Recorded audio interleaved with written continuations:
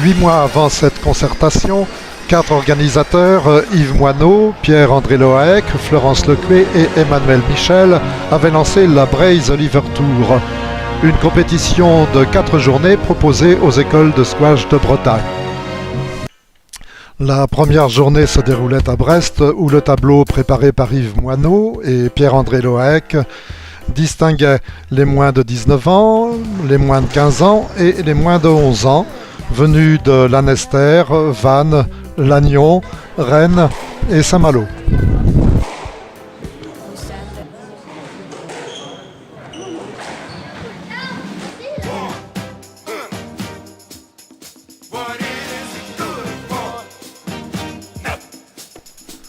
La deuxième journée se passait à l'Hermine de Montgermont, sous l'égide d'Emmanuel Michel et Pierre-André Loaec. À chaque compétiteur, un maillot était offert par Oliver. On commença par en distribuer à ceux qui ne l'avaient pas reçu à Brest. Vire en plus, on retrouvait les mêmes clubs engagés, mais pas toujours les mêmes joueurs. L'ambition de chacun était de récolter le maximum de points qui s'accumulaient au cours de chaque journée en fonction du résultat des rencontres.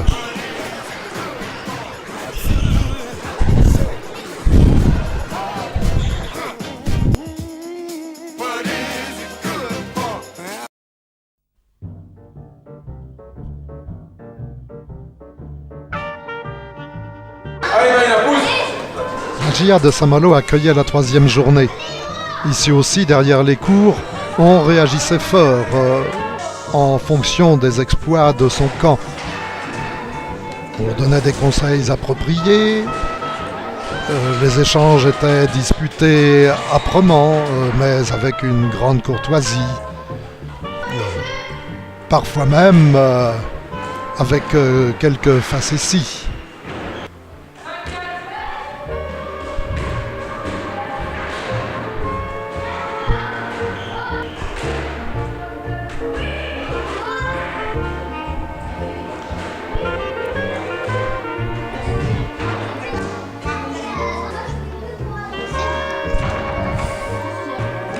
La presse était présente par le Télégramme et Ouest France qui allaient relayer la manifestation en page locale.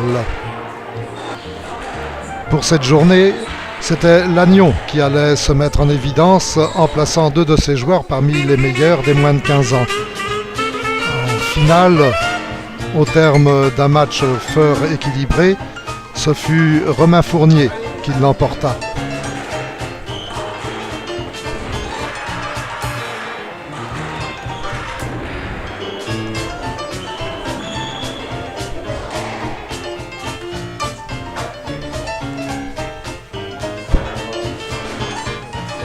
Mais tout allait se jouer dans la dernière journée.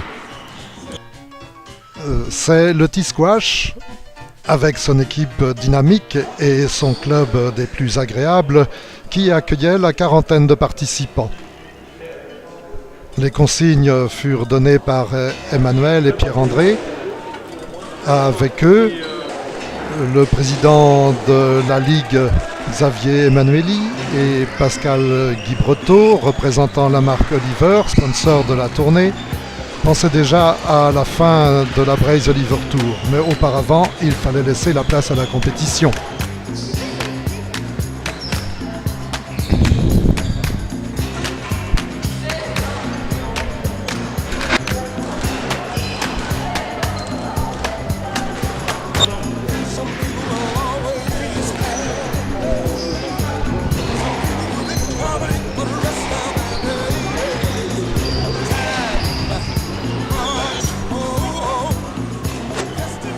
Le dessert, un des temps forts de la journée, était particulièrement attendu par les jeunes. Dans ce domaine, le T-Squash est très performant.